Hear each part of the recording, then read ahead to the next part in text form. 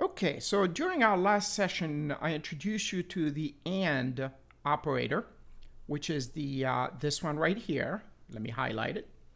Okay, so it's to and percent from your keyboard represents the AND operator.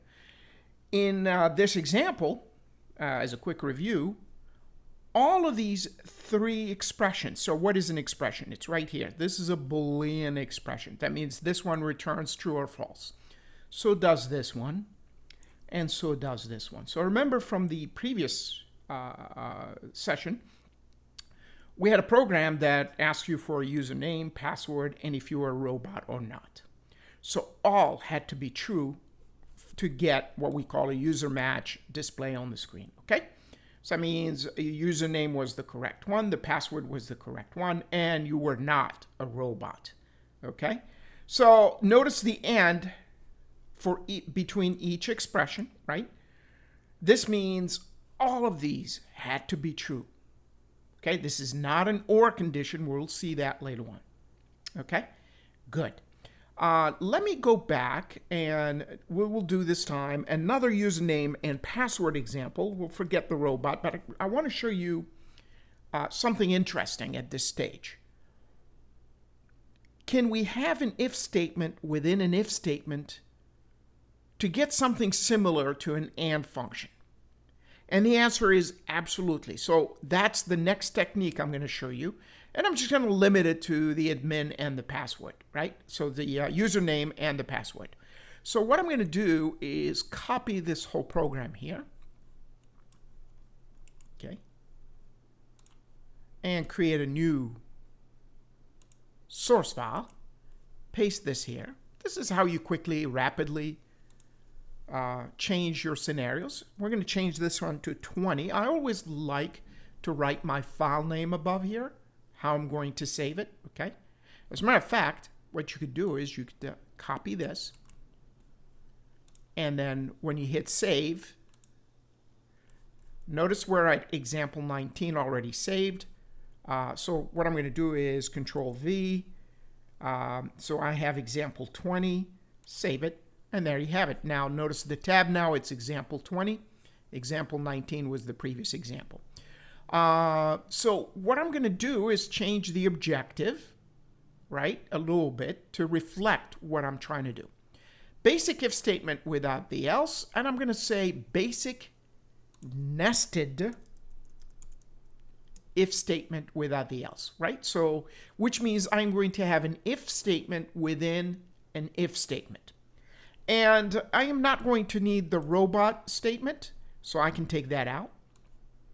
Okay, and let me take out the if statement at this stage, since we're going to start that from scratch, right? So what do we have? We have two strings already preloaded, right, or what we call initialized with values. Username is admin, the password is PASSWD, right? And I have two variables for the user to use, okay? And we're asking the user to go ahead and enter a username and a password. And we would like a conditional statement to check on the values of these, your username and your password, compared to username and password variables, for it to say that we have a match.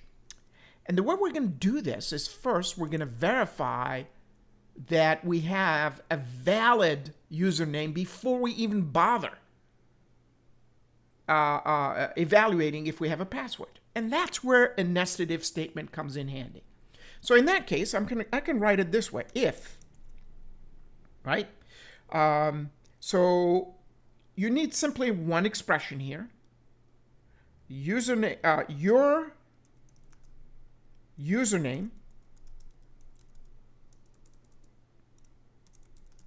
equals username. If this is true, go ahead and ask the next question. If, and this is what we call a nested if statement. This time, your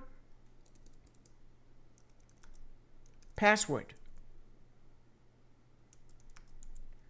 equals password. Now we go ahead and display cout. There is a match. Okay. All right. So notice here.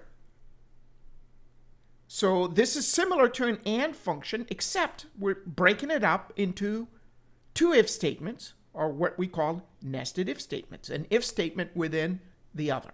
So what's truly going to happen here? That means if this is true, go ahead and complete this line.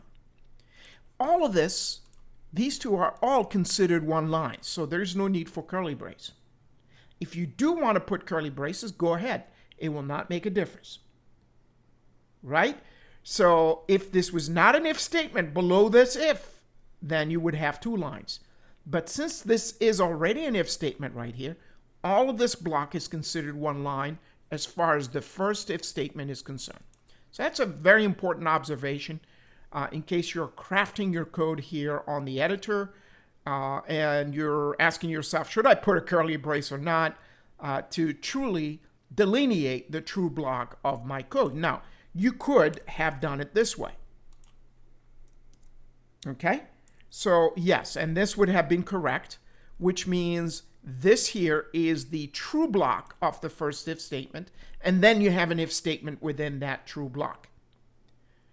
If, in our case, we only have a single line right under the next if, just like the scenario I'm having here, then these two curly braces are optional. So I can take that out, and I could take that out. Having a space here is not a problem. Just make sure you indent every time. So that means you're saying this if statement belongs as for the true block of this if statement.